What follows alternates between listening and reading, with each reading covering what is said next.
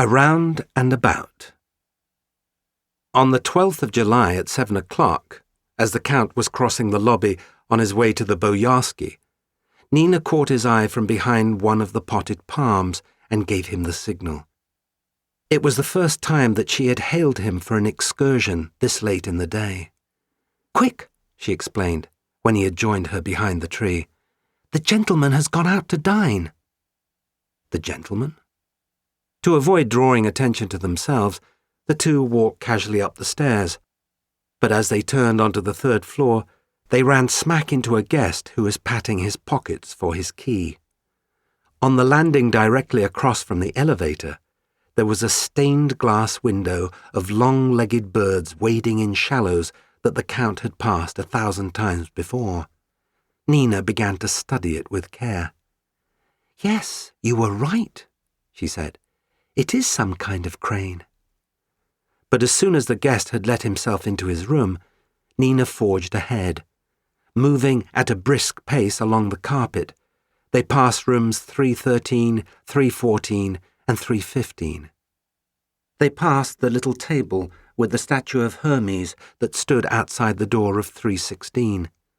Then, with a certain dizziness, the Count realized that they were headed toward his old suite. But wait. We are ahead of ourselves. After the ill-fated night that ended on the second-floor steps, the Count had taken a break from his nightly aperitif, suspecting that the liquor had been an unhealthy influence on his mood. But this saintly abstinence did not prove a tonic to his soul. With so little to do and all the time in the world to do it, the Count's peace of mind continued to be threatened by a sense of ennui, that dreaded mire of the human emotions. And if this is how desultory one feels after 3 weeks, reflected the Count, then how desultory can one expect to feel after 3 years? But for the virtuous who have lost their way, the fates often provide a guide. On the island of Crete, Theseus had his Ariadne and her magical ball of thread to lead him safely from the lair of the Minotaur. Through those caverns where ghostly shadows dwell, Odysseus had his Tiresias, just as Dante had his Virgil. And in the Metropole Hotel, Count Alexander Ilyich Rostov had a 9-year-old girl by the name of Nina Kulikova. For on the first Wednesday in July, as the Count sat in the lobby at a loss of what to do with himself, he happened to notice Nina zipping past with an unusually determined expression. "Hello, my friend. Where are you headed?" Turning about like one who's been caught in the act, Nina composed herself, then answered with a wave of the hand. "Around and about." The Count raised his eyebrows. "And where is that exactly?" "At this moment, the card room." "Ah, so you like to play cards?" "Not really." "Then why on earth are you going there?" "Oh, come now," the Count protested. "Surely there are not going to be secrets between us." Nina weighed the Count's remark. Then, looking once to her left and once to her right, she confided. She explained that while the card room was rarely used, at 3 o'clock on Wednesdays, 4 women met there without fail for a regular game of whist, and if you arrived by 2:30 and hid in the cupboard, you could hear their every word, which included a good deal of cursing, and when the ladies left, you could eat the rest of their cookies. The Count sat upright. "Where else do you spend your time?"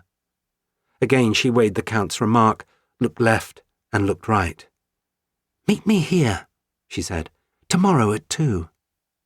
And thus began the Count's education. Having lived at the Metropole for 4 years, the Count considered himself something of an expert on the hotel. He knew its staff by name, its services by experience, and the decorative styles of its suites by heart. But once Nina had taken him in hand, he realized what a novice he had been. In the 10 months that Nina had lived at the Metropole, she had been confronted with her own version of confinement. For, as her father had been posted only temporarily to Moscow, he had not bothered to enroll her in school. and as Nina's governess still had one foot set firmly in the hinterlands, she preferred that her charge remain on the hotel's premises, where she was less likely to be corrupted by street lamps and trolley cars. So, if the door of the Metropole was known the world over for spinning without stop, it spun not for Nina. But, an enterprising and tireless spirit, the young lady had made the most of her situation by personally investigating the hotel until she knew every room, its purpose, and how it might be put to better use.